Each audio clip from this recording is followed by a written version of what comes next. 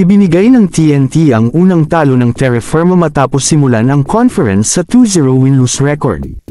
Isang matinding reality check ang handog ng tropang Giga sa Jeep, 100-97, para makabalik sa winning track sa PBA Philippine Cup noong Sabado sa Smart Araneta Coliseum.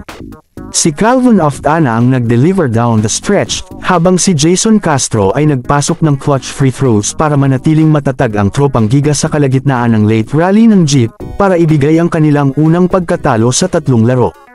Kumataw din ng solid double-double si rookie bigman Henry Galinato, para makabangon ang tropang Giga mula sa kanilang pagkatalo sa isa pang emerging team na Blackwater para umangat sa 2-1 win-lose record.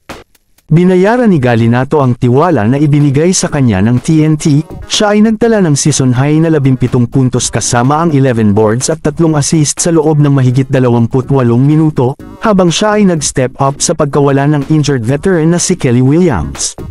Ang TNT ay sumundal sa healthy veterans nito sa crunch time, nang umiskor si Oftana ng 6 sa kanyang 19 na puntos sa loob ng huling 3 minuto, habang si Castro ay nag-drain ng 2 charity na nagbigay sa kanila ng 3-point lead.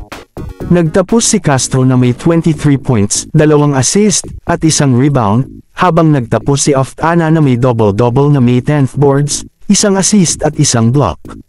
Si Brandon Ganuelas-Rosser ang isa pang manlalaro ng TNT na umiskor ng double-digit na may 11 points, 6 boards, 1 steal, at 1 block. Sina Stephen Hall, Wami Chongson, at Javi Gomez de Leaño ang nagbigay ng scoring load para sa Terra Firma na may 24 points, 21 points, at 18 points, ayon sa pagkakasunod-sunod, sa isang nakakapanghinayang na pagkatalo.